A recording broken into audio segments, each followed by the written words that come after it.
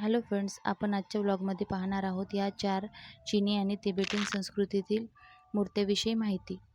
आणि मागच्या व्लॉगमध्ये मी असंही म्हणाले होते की मला वाटलं नव्हतं ह्या 4ही बुद्ध मूर्ती असतील म्हणून.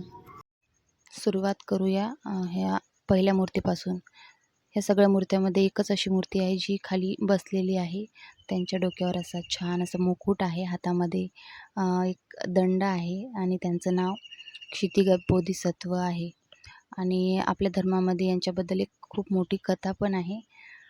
त्यांनी अशी शपथ घेतली होती की जोपर्यंत जगातील शेवटच्या दुःखी आणि पापी माणसाला मुक्ती नाही मिळणार तोपर्यंत मी स्वतः पण मोक्ष नाही घेणार. म्हणजेच त्यांनी लोकांचे दुःख दूर करण्यासाठी त्यांनी स्वतःचा मोक्ष थांबवून ठेवला होता. संकटाच्या वेळी मदत करणारे देव म्हणून सुद्धा यांना ओळखतात. आणि जी दुसरी मूर्ती दिसत आहे ती महास्थानप्राप्त बोधिसत्व, जी हातामध्ये कमळ घेऊन आहे. अमिताभ बुद्धाच्या डाव्या बाजूला राहून मानवी मनातील अज्ञानाचा अंधार दूर करणारे आणि हातामध्ये कमळाद्वारे शुद्ध ज्ञान व आत्मशक्ती दर्शवणारे बोधिसत्व म्हणून त्यांना ओळखतात. आणि आता ही तिसरी मूर्ती आहे अवलोकितेश्वर यांची. जगातील सर्व संकटे आणि दुःख दूर करण्यासाठी त्यांच्या हातामध्ये पवित्र कलश आहे. अमृत कलशमधून त्यांनी दया व करुणेचा वर्षाव केलेला आहे.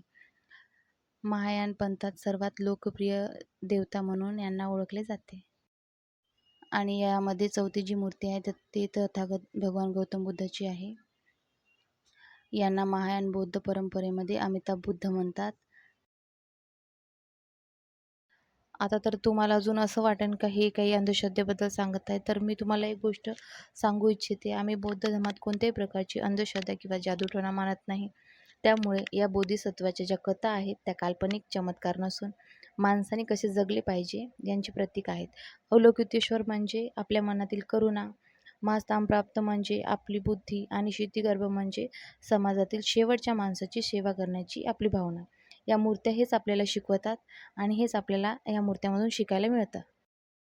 या व्हिडिओमध्ये मी या महान बोधिसत्वाबद्दल मला जेवढे ऐकायला, वाचायला आणि समजायला मिळाले तेवढी मी माहिती तुमच्यासमोर मांडण्याचा प्रयत्न केला आहे.